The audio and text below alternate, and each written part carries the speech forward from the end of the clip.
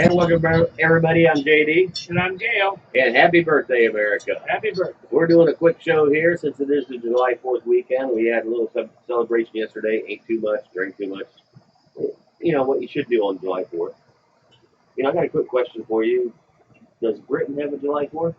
I don't know what they call it. Well, they do have a July 4th. It's on the calendar. They just don't celebrate it like we do.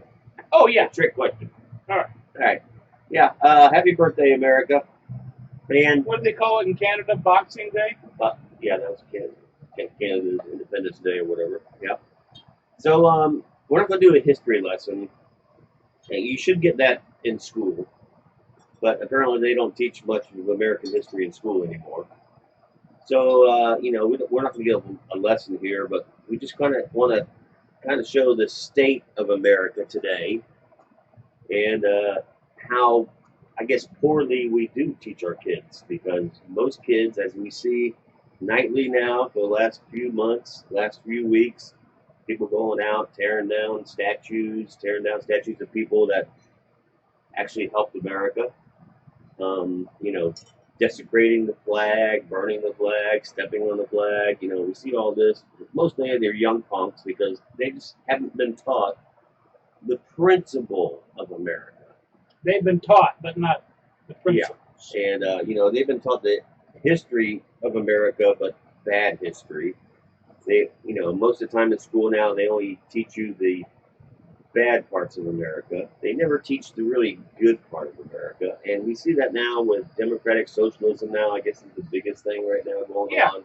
Everybody wants mob rule. Basically, any kind of socialism, doesn't matter what word you put in front of it, it's mob rule. Okay, the mob gets what they want until they find a leader who will give them anything they want. Right. That's pretty much what socialism is. It's a bad idea, but the young kids seem to want it nowadays because they think you can take from the rich and give to the poor, and everything will be just okie dokie. You know, majority rules. That seems to be the big thing. The majority knows better. But I just want to give you a quick quote from Thomas Jefferson. And by the way, if you don't have one of these, which you should have, everybody should carry one of these around or have it close to you. It's a pocket constitution. All right, it's interesting. This little document here tells you how to run a country, and we haven't learned very well, as we see. But what was it they asked Franklin? What did you get us? A republic, if you can keep it. So, you know, with democratic socialism being the big thing now, and everybody thinks that you just steal money from somebody that has a lot of it just because they don't need it.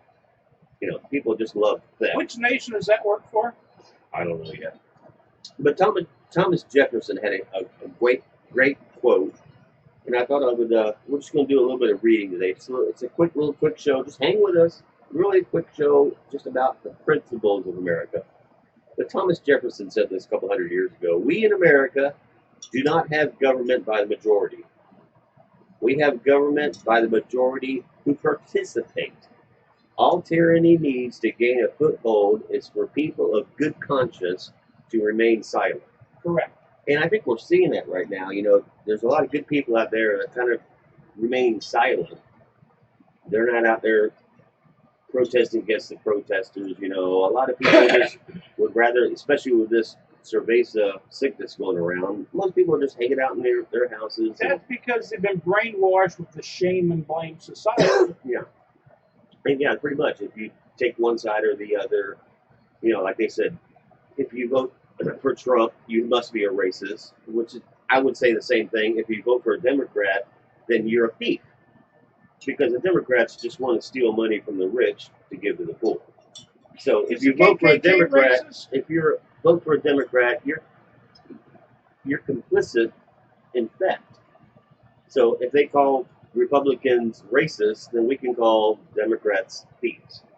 I mean, it goes both. It has to. I mean, that's the way you have to go. You didn't answer my question, did you? I really didn't want to listen to it. But we thought we'd do a quick show on the principle of America, on the founding of America. And we got that from the Declaration of Independence, in which, you know, whenever a government becomes a tyranny, the people have the right to separate from that government and form their own. And that's what happened with America. We got tired of being told what to do, how to do it, where to do it. It kind of sounds familiar today. You can't, Doesn't it though? you can't leave your house unless you have a mask. And if you don't agree, they'll put you in prison. And if you run a business without doing all the rules and regulations we want, we're going to close you down because of occupational license. And a lot of people think that what's happening today has to do with racism, but what they don't really realize, it's not a racist thing. America is not really a racist country. There are races out there, and you can't stop it. Every race is racist against another racist. Doesn't mean everybody in that race is racist. It just means there's racist on every race. Well, it's like the battle of feminism and stuff like that, that all men are evil. Yeah, it's not. There's just like there's good cops, bad cops, good people, bad people. It just happens.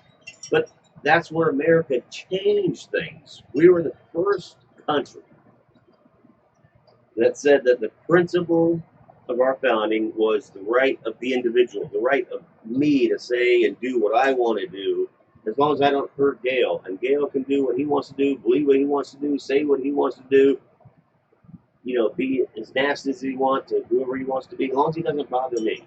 But we can still get together and have beers. We can still be human. Nothing wrong with that. And that's what makes America so exceptionally different than everybody else, is that we believe that a man is an end in himself and that no man owns another man. And that people should sit down and the grievances of both sides. Exactly. Neither side shall rule over the other side. Yeah. Mob rule is not a good way to run a country.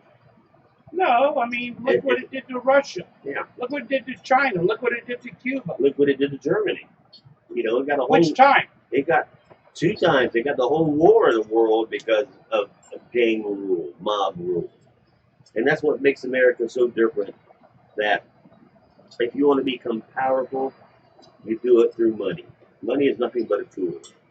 And America was the first country that said, look, do what you want to do, make whatever you want to make, as long as you don't hurt somebody else. And if you come to a loggerhead, which means your buddy heads, you go to court to settle it by law. And if not by law, by an arbitration where each side gives a little.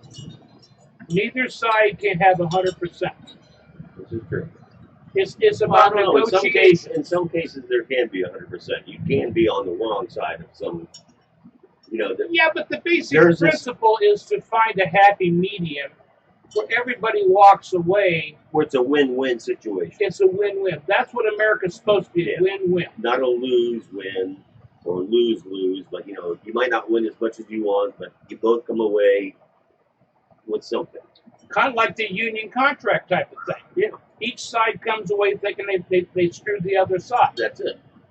Or when you go to have commerce with somebody else at a business or whatever, you're exchanging your hard-earned currency for some product or service that you want, and you both win. He starts out like, well, I want $3 for this head of cabbage. And you say, well, I'll give you $1.50. No. That's it. And you wind up paying $1.90 for a $3 head of cabbage. That's negotiation. And you both win. He sells the cabbage, has the currency so he can continue his business. And you take it on the line and cook and you think, hey, I saved 40, 50 cents and I get a meal tonight. Right. And that's what America was based on. The individual. Compromise. If you want to work and work hard, you can become as big as you want to be. If you just want to survive, you can do that. If you want to live in the ghetto, you can do that. And this is what I really don't like. The thing is, people aren't locked in the ghetto. There's no law that says that they can't stop doing drugs and alcohol and everything else and move out of the ghetto if they want to work hard. I lived in a travel trailer with no hot water. I went through a bloody divorce. I worked 2 jobs, 6 days a week. Everything I have is not because of white privilege. It's because I worked, and it's mine. That's it. And what a lot of the young people don't realize today, and especially the white leftists who are out there protesting with Black Lives Matter, is this is not a racial thing that we're going through. Even though there is black and white on both sides, it's not a racial thing. This is an economic thing that we're going through. If you notice, most of the blacks live in ghettos, which is provided by your Democratic people that you vote for. All these Democratic cities that have all these ghettos.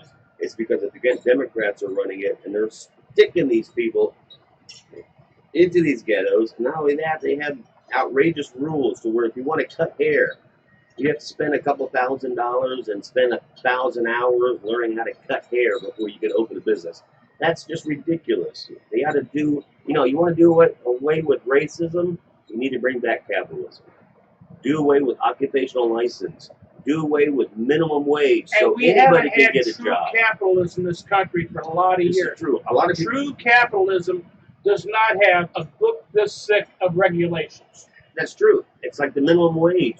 People don't realize the minimum wage is one of the most racist laws that were ever written. It was to keep the black man out of getting a job and taking jobs away. And so were unions. Whites. Unions were created to keep minorities, was the black and the Chinese. Everybody keeps bumping over and thinking everything about black people. There were more percentage-wise, the Chinese were oppressed. In the West. Not just in the West, throughout the United States. Yeah. The Chinese were oppressed 10 times more than the black people. And they didn't complain. They went out there and started their own businesses, took the founding principles of America, started their own businesses, and the Orientals are doing just fine. And look, most of the biggest students are from Oriental descent because they put in the hard work to get that way. I went out to my brother-in-law before he died in South Texas, Padre Island down towards Corpus Christi, Texas. Vietnamese refugees. And most people don't know this. Throughout the Padre Island, Corpus Christi area, up through Port Aransas and everything, the Vietnamese work together as a community. Yes. Community-based, family-based. They run the your clams and a lot of your fishing and shrimping is actually controlled by Vietnamese families. Yep. They came over after the Vietnam War.